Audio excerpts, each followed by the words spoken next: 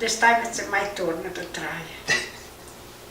Hi, welcome to our Cucina Rustica. My name is Pino de Cerbo, and this is my mom, Filomena de Cerbo. She's busy right now eating her favorite dessert. It's a panna cotta, but not just any panna cotta, it's an espresso panna cotta. We made these last night, and she said, let's show everybody how to make them, and rightfully so. Panna cotta is a luxurious, creamy dessert that's so simple to make. In translation, panna cotta means cooked cream, and that's exactly what it is. Let me show you the steps of how to put this fantastic dessert together. This luxurious panna cotta is so simple to put it together. When you make it for your guests, they don't have to know just how easy it is. It starts off with a 1/4 cup of espresso. Now that instant espresso isn't going to do here. You want a good quality strong espresso, and this is the way to do it on one of these Bialetti coffee makers.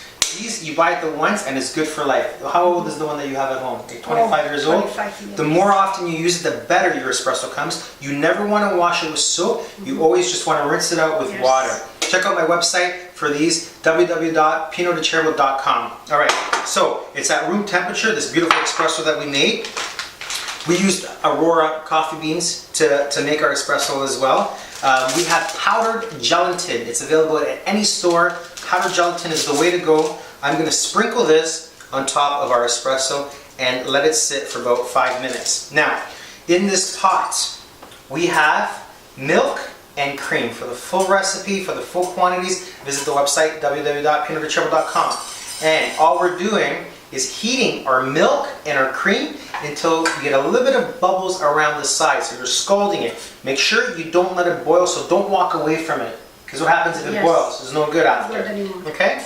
And now, once our gelatin has set, we're going to add our gelatin coffee mixture to the pot. We're going to add we're going to add our sugar to this and stir this together. Now, you'll see why we rinse dishes, because you always have lots of that. Now, the best way to rinse that is just by using, can you hold that for me, Mom? A little bit of the cream itself. Because you really do want to get all of that. That warm cream is going to rinse the bowl. So make sure you do that, because there's a lot of gelatin and espresso that's left inside there. I'm going to pour that back in, and we're going to keep on stirring until everything melts, and that's about 4 minutes. And then, in addition, we have a shot of chocolate liqueur.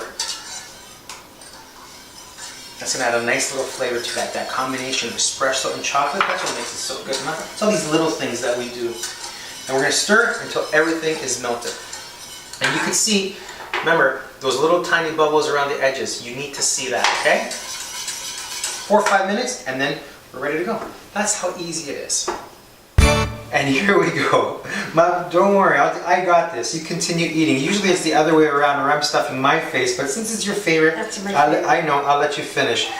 So everything is melted in here. Now we have to transfer this to our serving dishes. It could be glasses, it could be ramekins, whatever you like. The glasses are nice because I show you what happens when you put it in a glass.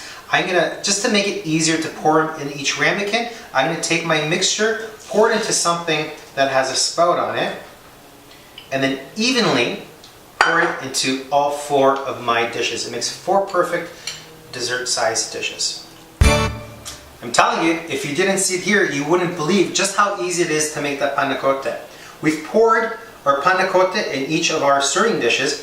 Now we need to let it cool for a little bit. It's got to come down to room temperature. That takes anywhere from 15 to 25 minutes. After that, we cover each one individually with our plastic wrap, and it has to refrigerate so the gelatin can set. And that takes a minimum of 4 hours, but what we like to do is we like to let it sit overnight. This way it's perfect when you're ready to eat it.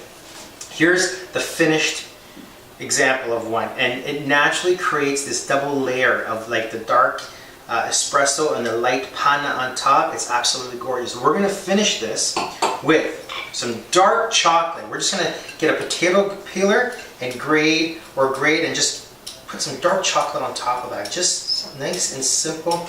Now you don't worry, okay? I got this. I got this. You worry about yourself this time. So yeah, some dark chocolate shavings, and this might be a little bit odd, but this is what really gives you that bursting pop flavor in your mouth. A little bit of coarse sea salt on top. That's the secret. Ladies and gentlemen, she's too busy eating. From la nostra cucina rustica, Buon appetito. Grazie.